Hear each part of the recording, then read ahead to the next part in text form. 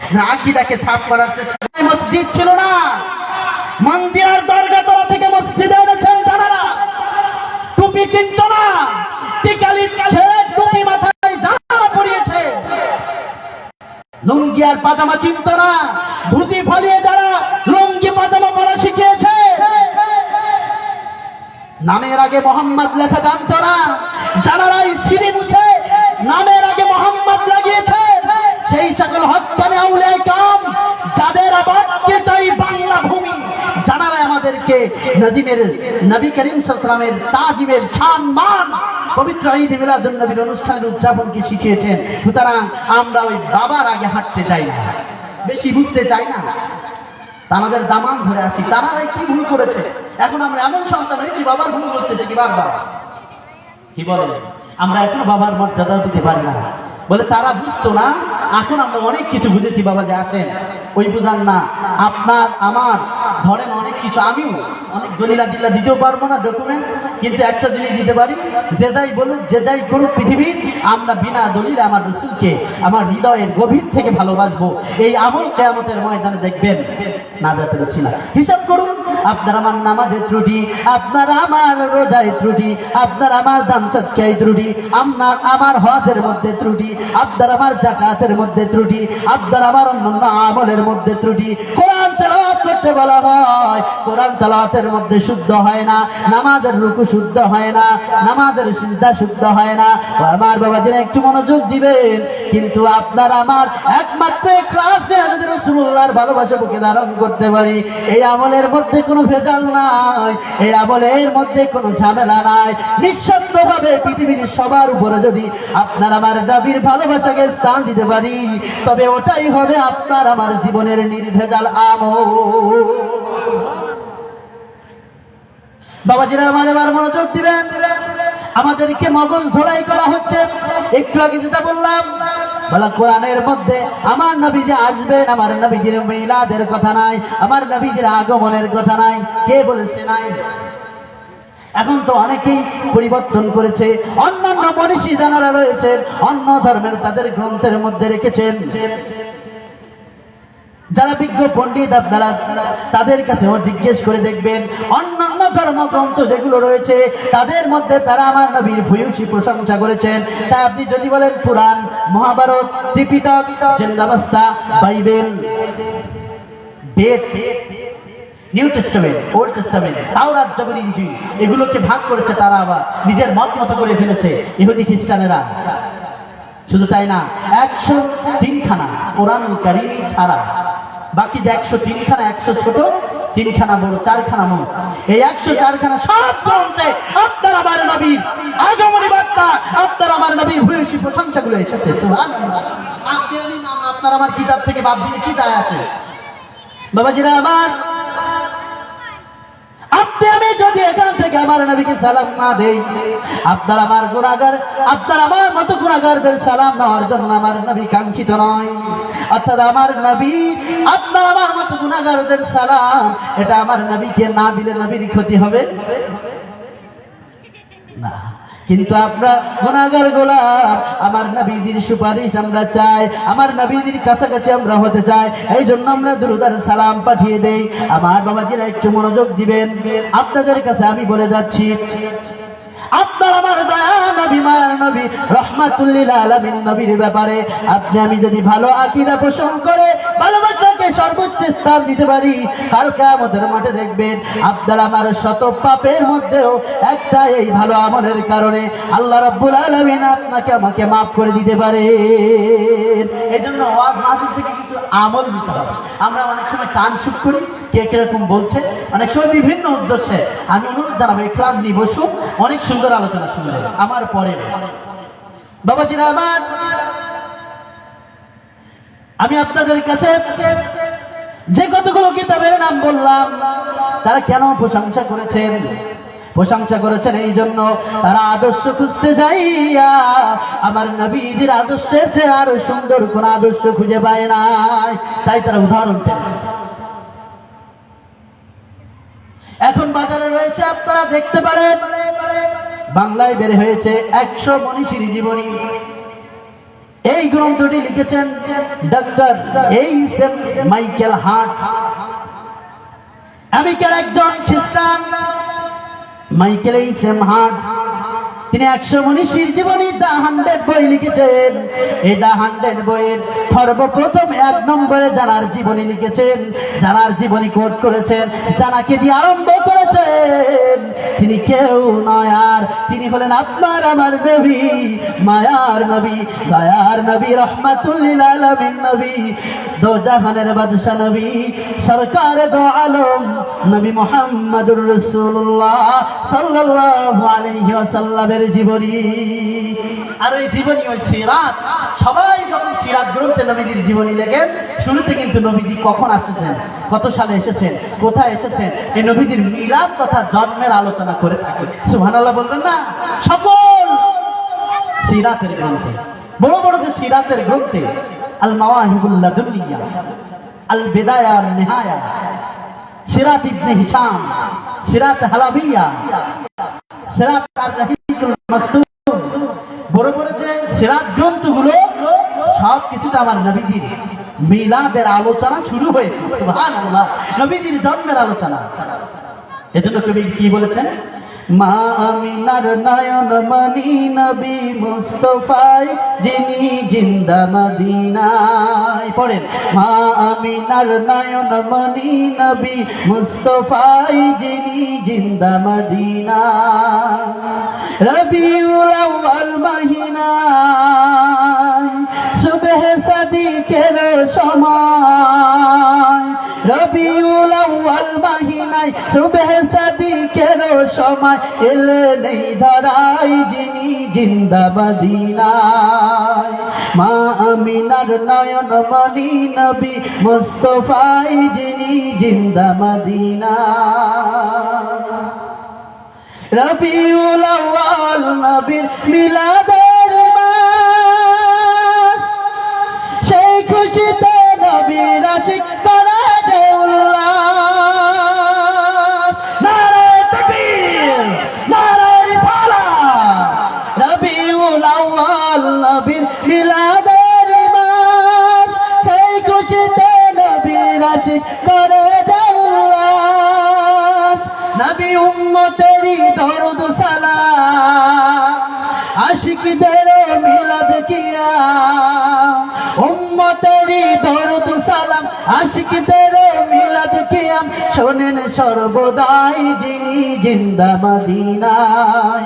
মা আমিনার নয়ন মনি নবী মুস্তাফাই যিনি জিন্দা মদিনায়। রবিউল আউয়াল মহিনায় সুবহ সাদিকের সময় এলেন এই ধরায় যিনি জিন্দা মদিনায়। বলেন আল্লাহু আকবার। কি বলে এটা বললে আবার অনেকে খুব কষ্ট লাগে, কেন আমি বুঝলাম না। আমার নবীর সম্মান বৃদ্ধি পাবে যে ভাষায়, যে কথায়, যে বক্তব্যে, যে দরুদে, যে নাতে, যাতে আল্লাহর সাথে শিরক হবে না। আল্লাহ সস্তা নবী সৃষ্টি, সৃষ্টির প্রধান আকর্ষণ হিসাবে আমার নবীকে যে ভাষায় বললে তাজিম হবে, আল্লাহর সাথে শরীক হবে না, ওই ভাষা আমার নবীজির নাত, ওই ভাষা আমার নবীজির গুণকীর্তন ভূয়সী প্রশংসা করা জায়েজ আছে। মৌলবী আপনার কেন বিরোধিতা, এত জলে কেন বুঝলাম না তো। আলেম ওলামা সহ কিছু মানুষের মগজে ঢুকিয়ে দেওয়া হয়েছে, তারাও আজকে রাসূলুল্লাহর সম্মান শুনলে কষ্ট লাগে, কেন বুঝলাম না। তিনি তো তুলনাহীন মানুষ। বাবাজিরা আমার, এবার বলি পবিত্র কোরআনে যে আয়াতে কারিমা তেলাওয়াত করেছিলাম, আয়াতে কারিমার অর্থ কি বলছে আমার বাবাজিরা। আল্লাহ রাব্বুল আলামিন পবিত্র কোরআনুল কারীমে বিশেষ বিশেষ জায়গার মধ্যে জানাচ্ছেন, ইন্না আরসালনাকা, অনেক আয়াতে কারিমা আরসালনাকা, আমি আপনাকে পাঠিয়েছি, আমি আপনাকে প্রেরণ করেছি, আমি আপনাকে পৃথিবীতে পাঠিয়েছি, আপনার শুভাগমন হয়েছে, বারবার পাঠাচ্ছি আল্লাহ তাআলা বলেছেন। শুধু তাই না, এই পৃথিবীতে আমার নবী নবীকে আল্লাহ মানব রূপী তৈরি করেছেন মানুষের মধ্য থেকে। এজন্য আমার নবীজির বাবার নাম কি বলেন? বলেন সবাই কি? আব্দুল্লাহ। আমার নবীজির আম্মা জানের নাম কি ছিল? আমিনা। আমার নবীজি এসেছেন মানব রূপে, এসেছেন মানুষের মধ্য থেকে। এজন্য আল্লাহ রাব্বুল আলামিন 16 পারার সূরা কাহফের মধ্যে আল্লাহ জানাচ্ছেন, কুল ইন্নামা আনা বাশারুম মিসলুকুম ইলা আখিরিল আয়াত। আপনি বলুন আমি তোমাদের মতো মানুষ। সুবহানাল্লাহ বলবেন না? এরপরে আছে যে ওহী আসে আমার কাছে। কিন্তু বাবাজি এখানে আল্লাহ রাব্বুল আলামিন কি বললেন? আপনি বলুন এন্না নিশ্চয়।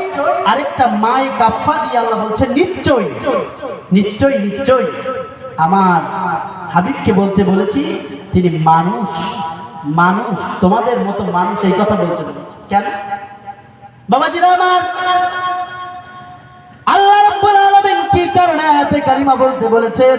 আর আমাদের সমাজে বর্তমান জামানার আলেম ওলামারা বেশিরভাগই আয়াত কোন জায়গায় লাগিয়ে দেয়, অনুবাদ করে। বলুন আপনি আমাদের মতো সাধারণ মানুষ, আপনার আমার সাথে নবীজির কোনো তুলনা হতে কি পারে? কিভাবে সাধারণ মানুষ বলে? সাধারণ আরবি কুল মানে আপনি বলুন, ইন্না মানে নিশ্চয়, মা মানে আরেকবার নিশ্চয়, নিশ্চয় নিশ্চয়, আনা মানে আমি, বাশার মানে মানুষ, মিসলুন মানে মতো, কুম মানে তোমাদের, তোমাদের মতো মানুষ। অর্থাৎ সংক্ষেপে আপনি আমি বুঝতে পারি এইটাই, আল্লাহ রাব্বুল আলামিনের আগে দুইজন নবীর উদাহরণ পবিত্র কোরআনে দিয়েছেন। এক নম্বরে নবী উযাইর আলাইহিস সালাম, তার একটা মুজিজা দেখে ওই জামানার মানুষেরা বলেছিল উযাইর ইবনুল্লাহ, উযাইর আল্লাহর পুত্র। মুজিজা কি আল্লাহ তাআলা এক জায়গায় 100 বছর ইন্তেকাল ঘটিয়ে 100 বছর পরে উযাইর নবীর বাহন চলাচলের যে বাহন ছিল ওই চলাচলের প্রাণী আর উযাইর নবীকে আল্লাহ আবার জীবিত করেছিলেন। এই সংবাদ তারা জেনে বলল উযাইর কোনো মানুষ হতে পারে না। একটু মনোযোগ দিবেন বাবাজিরা আমার। আরেকজন নবী আপনার আমার নবীর আগে এসেছিল, যিনি আপনার আমার নবীর শুভ আগমনের কথা পবিত্র মহাগ্রন্থ আল কোরআনে 28 নম্বর পারা সূরা সফের 6 নম্বর আয়াতে কারিমার মধ্যে জানিয়ে দিয়েছেন। যে আয়াতে কারিমা আজকে আমার আলোচনার বিষয় ছিল। আমার বাবাজিরা একটু মনোযোগ দিবেন। ওই নবীর নাম হলো ঈসা রূহুল্লাহ।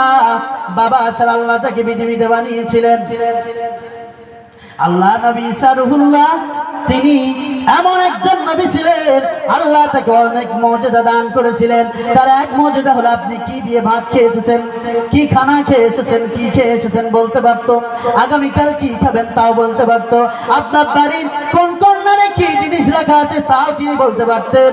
এটা ঈসা আলাইহিস সালামের মুজিজা। কোন কুষ্ঠ রোগীর গায়ে, কোন ধবল রোগীর গায়ে যদি প্যারালাইসিস রোগীর গায়ে হাত বোলাতেন সুস্থ হয়ে যেত। সুবহানাল্লাহ বলবেন না? অন্ধ ব্যক্তির চোখে যদি আল্লাহর নবী আল্লাহর বন্ধু ঈসা রূহুল্লাহ যদি হাত বোলা দিতেন ভালো হয়ে যেত, চোখের দৃষ্টি শক্তি ফিরে পেতেন। শুধু তাই না, তার সবচেয়ে বড় মুজিজা ছিল আল্লাহর নবী ঈসা আলাইহিস সালামের তিনি কোন মৃত কবরের পাশে যাইয়া কুম বিইজনিল্লাহ বলে ডাক দিলে জীবিত হয়ে যেত। আল্লাহু আকবার। এটা আল্লাহ দিয়েছিলেন। ডেকে নিয়ে যান, আসো তোমার বাবা দাদা পূর্বপুরুষদের সাথে কথা বলা। তিনি পারতেন এই সব মুজিজাগুলো থেকে আপনার আমার নবীর আগের নবী ঈসাকে কোরআনেই তারা বলেছে, তাদের কথাকে আল্লাহ তুলে ধরেছেন। তোমরা যেন বলো না কাউকে, খবরদার। তাদের কথাই তুলে ধরেছেন। ঈসা ইবনুল্লাহ, ঈসা আল্লাহর কোনো মানুষ নয়।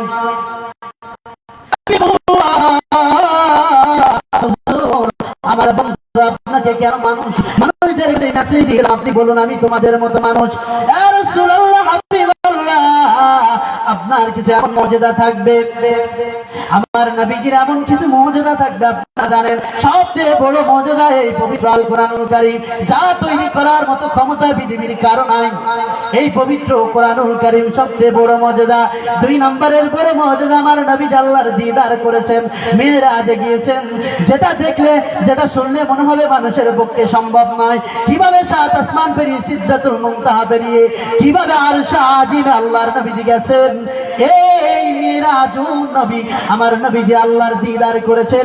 দ্বিতীয় নম্বর বড় মুজিজা, এরপরের মুজিজা নবীজি দুনিয়ায় দাঁড়িয়ে থাকবেন আর এই জায়গায় দাঁড়িয়ে আঙ্গুল ইশারা করবে, আর আঙ্গুল ইশারা করার সাথে সাথে আসমানের চন্দ্র দুই ভাগ হয়ে যাবে।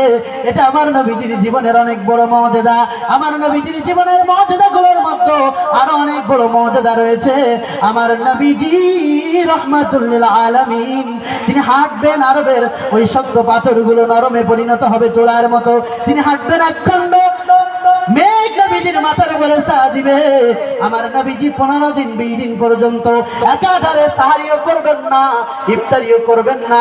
সাওমে বিসাল নামক একটা সাওম আমার নবীর জন্য খাস, এটা তিনি পালন করবেন।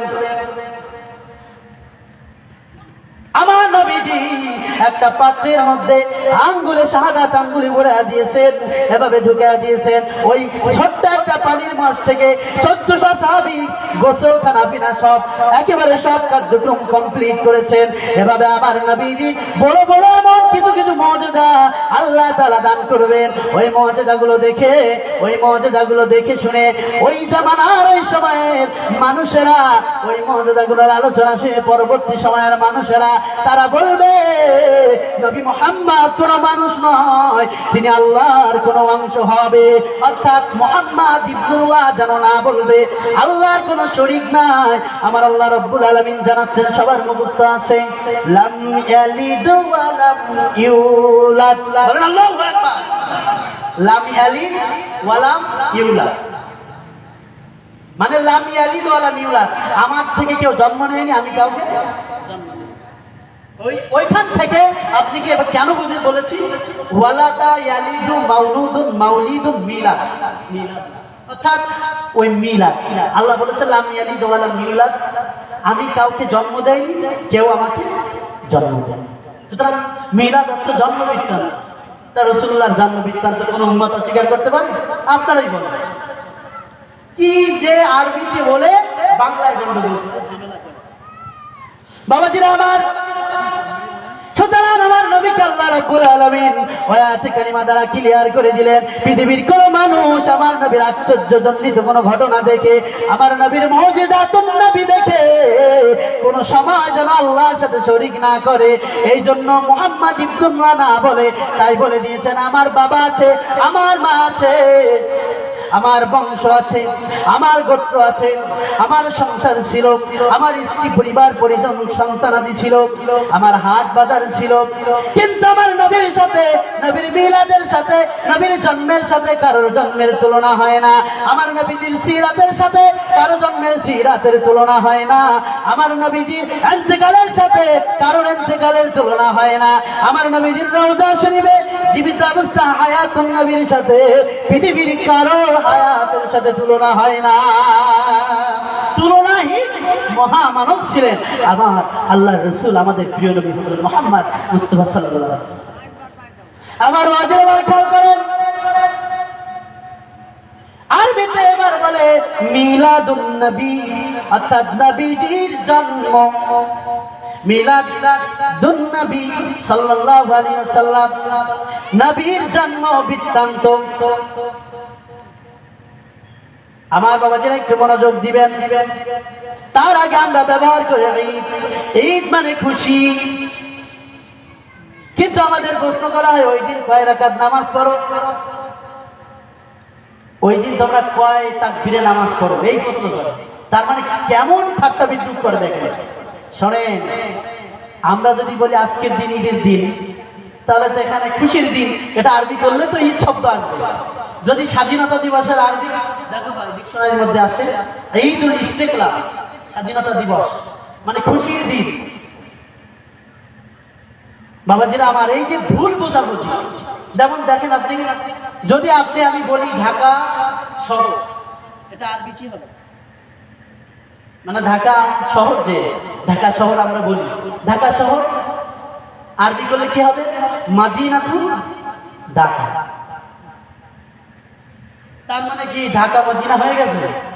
মাদিনাতুন মানে তো শহর। সুবহানাল্লাহ বলবেন না? মাদিনাতুন নবী নাম ছিল আসরি, ওটা নবী যাওয়ার পরে মাদিনাতুন নবী হয়ে গেছে। তো মিলাদুন নবী আমার নবীর জন্ম, এটাকে অস্বীকার করার সুযোগ নাই। আর ঝগড়া করে ওই এক জায়গায় বসে আমরা মসজিদে যে দোয়া অনুষ্ঠান করি, এটাকে দোয়া অনুষ্ঠান। আমাদের পূর্ববর্তী ওলামায়ে হাদিস, ওলামায়ে হাদিস মাশায়েখ বুজুর্গানে দ্বীন, তারা এটাকে মিলাদ শরীফ নাম দিয়েছে। তার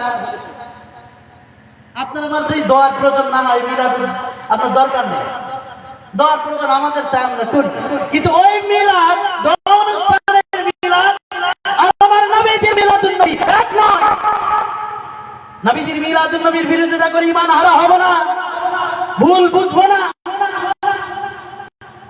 বাবাজি আমার, আল্লাহ তাআলা আমার নবীজির জীবনের 4টা পাঠ রেখেছেন, তার মধ্যে প্রথম নাম্বার পাঠ হলো খালকুন নবী, আমার নবীর সৃষ্টি। এই জন্য আগেই বলেছিলাম নবী নবী হয়ে জন্মগ্রহণ করেছেন। যারাই বিরোধিতা করে ঈদ মিলাদুন নবী সাল্লাল্লাহু আলাইহি সাল্লামের, তারা কিন্তু আসলে 40 বছর আগে নবীকে নবী মানতে চায় না। বলে 40 বছর আল্লাহ তাআলা তাকে নবী বলেছিলেন, কিন্তু কোরআন সুন্নাহ স্থির ভাবে আপনি আমি যদি একবারে সুন্দর ভাবে, আমরা যদি কোনো কারোর চশমা না পড়ে যদি সুন্দর ভাবে নিরেট করে দেখি, তবে দেখা যায় আদম আলাইহিস সালাম তৈরির আগে আল্লাহ তাআলা আপনার আমার নবীর নূর মোবারককে তৈরি করেছে।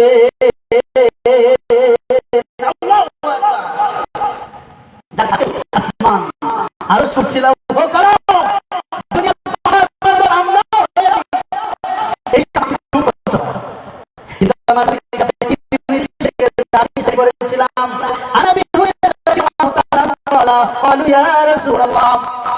আবু হুরায়রা থেকে বর্ণিত, তিনি বলেন সাহাবায়ে কিরাম রাসূলুল্লাহকে প্রশ্ন করছে, ইয়া রাসূলুল্লাহ মাতা ওয়াজাবাত লাকাত নবুওয়া, আপনি প্রথম থেকে নবী, আল্লাহ দিয়েছেন। নবী আমার নবী ওয়াদা বাইনাল ইবাদাত,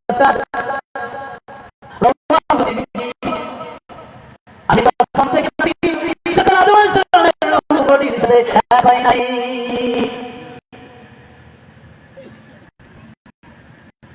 অর্থাৎ আদম আলাইহিস সালাম তৈরি থেকে আমি আল্লাহর কাছে নবী বলে, সুবহানাল্লাহ বলেন না?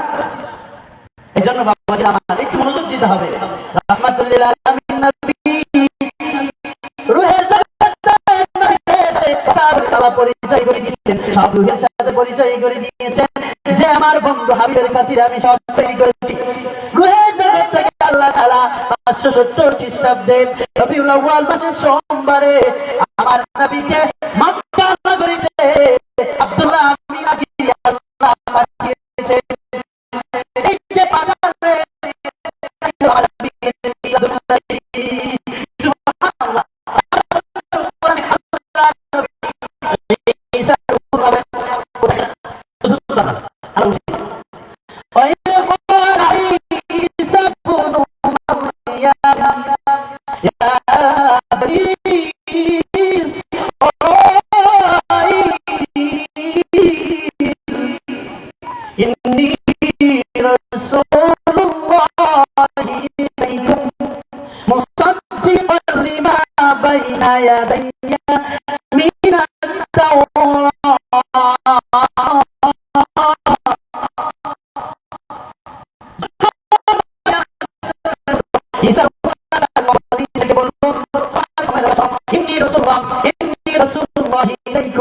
আমি তোমাদের কাছে তোমাদের নবী হিসেবে এসেছিলাম, আমি তোমাদের নবী এবং রাসূল, মুসাদ্দিকাল লিমা বাইনা ইয়াদাইয়া মিনাত তাওরাত, আমি এসেছি আমার পূর্বের নবী মুসা কালিমুল্লাহর উপরে নাজিলকৃত তাওরাতের সত্যায়নকারী নবী।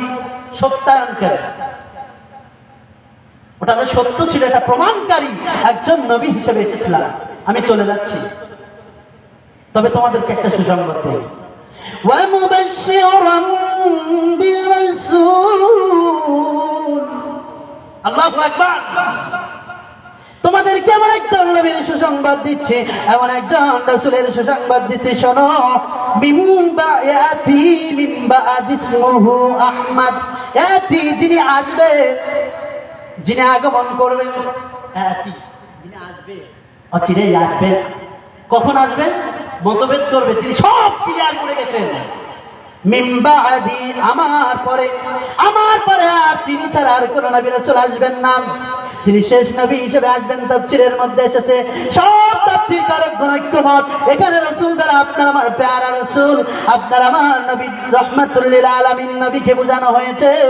আর তিনি ক্লিয়ার করেছে, ও আমার কওমের লোকেরা শোনো, আল্লাহ তো পছন্দ করেছে এই কথা পবিত্র কোরআনে 28 পারার মধ্যে তুলে ধরেছেন যে আমার পরে আসবে, তোমাদের সুসংবাদ দিচ্ছি, এমন একজন রাসূলের জন্ম হবে, এমন একজন রাসূলের আগমন হবে, এমন একজন রাসূল আছে তোমাদের মাঝে আসবে। মিন বাদি, আমার পরে, মানে আমি ছাড়া যে আমার পরে।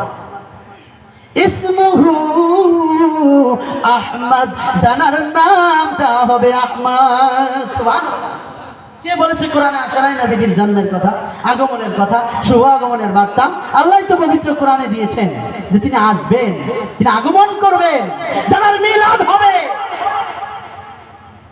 বাবাজিরা আমার, সুতরাং কোরআনের মধ্যে আল্লাহ রাব্বুল আলামিন বলেছেন তিনি আজ থেকে নবী। এটা সব ধর্মগ্রন্থ, তাওরাত, জাবুর, ইনজিল সব তাতে করছিল। কোথায় আসবেন, কিভাবে আসবেন, কেমন অঞ্চলে, কোন গোত্রে, কোন বংশে, সব পরিষ্কার করে সমস্ত গ্রন্থে আসবে, এটাই প্রমাণ করে গেছে। কিন্তু আমার নবীজির এই যে শুভ আগমন, এটাকে আরবিতে বলে মিলাদুন নবী, আর ওটার জন্য খুশি হওয়াকে বলে ঈদে মিলাদুন নবী। এখানে কোনো নামাজ নাই, এটা শাব্দিক ঈদ, এটা হলো খুশি হওয়া, আমার নবীজির জন্মে খুশি হওয়া। ওই সময় সবাই খুশি হয়েছিল ইল্লা ইবলিস, ইবলিস ছাড়া। আপনারা সিরাতে শুনেছেন, রাসূলুল্লাহর জীবনীতে এসেছে, সিরাতের গ্রন্থে, আমার নবীজির শুভ আগমনের কারণে ওই সময় মক্কাতুল মুকাররমার কাবা গৃহের 360 মূর্তি সিজদা বানাতে হয়েছিল, মাটির তৈরি করা, মাটি। তিনি এসেছিলেন জান্নাতি পোশাক পরে, চোখে সুরমা লাগানো অবস্থায়। একটু আগে শায়ের বলছিলেন না, সুরমা লাগা দুই নয়ন। তিনি এসেছিলেন, এসেই তিনি উম্মতের কথা বলেছেন। খাতনা করা অবস্থায় এসেছিলেন।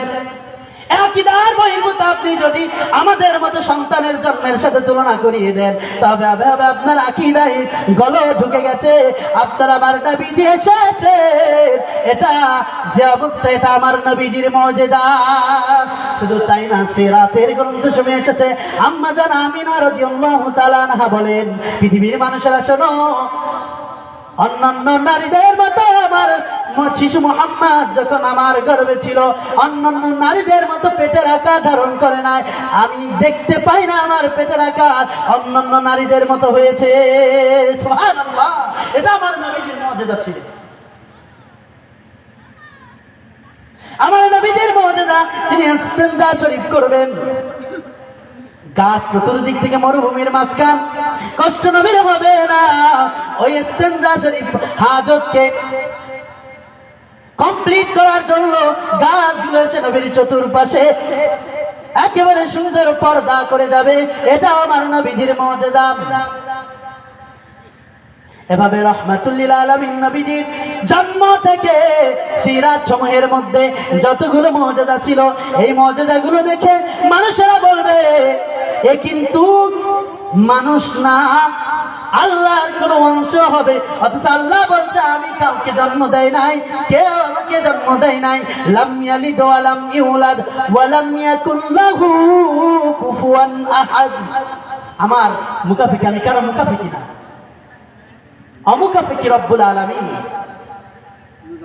সমকক্ষ কেউ নাই। বাবাজিরা আমার, এই জন্য আমার নবীজি এই যে শুভ আগমন মিলাদুন নবী, এটা আমরা খুশি হয়ে যাই। এই মাস আসলে আমরা সারা বছর নবীজির সিরাত আলোচনা করি, কিন্তু আবার 40 বছরের পর থেকে সিরাত আলোচনা করে। কিন্তু আগে নবীজির সিরাত আছে না নাই? আমার নবীজির জীবন আদর্শ অবশ্যই রয়েছে। বাবাজিরা আমার, এই যে আমার রাসূল কারীম সাল্লাল্লাহু আলাইহি ওয়াসাল্লামের জীবন আদর্শ জন্মের পর থেকে এটাই হলো সিরাতুন নবী, আমরা এটাকে অস্বীকার করি না। বাবাজিরা আমার, আমার নবীজির শুভাগমন, আমার নবীজির বিলাদাত, আমার নবীজির আগমন হবে। আমার নবী নবী হয়ে আসছেন, সবার গ্রন্থে, সবার আলোচনায়, সবার মুখে মুখে, সবার কাছে ছিল। কিন্তু সর্বোপরি এক শ্রেণীর উম্মত আমরা হয়েছি, আবার নবীজির গোস্তা করতে আমরা ভালোবাসি, অর্থাৎ নবীজির বিরোধিতা করলে মনে হয় আমরা বেশি মান সম্মান পাই। ওই দলে যেন আল্লাহ কোনোদিন আমাদেরকে না নিয়ে যায়, ওই উলামায়ে সু থেকে আল্লাহ যেন আমাদের হেফাজত করে। সবাই বলে আল্লাহুম্মা আমিন। নারে তাকবীর, নারে রিসালাত। বিশেষ মেহমানের আগমন, হুজুর এসে গেছে। আমি আপনাদের কাছে রাসূল করিম সাল্লাল্লাহু আলাইহি ওয়াসাল্লাম সেই বাণী, সেই আগমনী বার্তা, এগুলো কিভাবে আমি ভেজো দরুদ দাও সালাম মোর নবীর শানে, ভেজো দরুদ দাও সালাম মোর নবীজির শানে, নবী রহমতেরি সুধা নিয়ে এলেন জাহানে, নবী রহমতেরি সুধা নিয়ে এলেন জাহানে। 500 সালে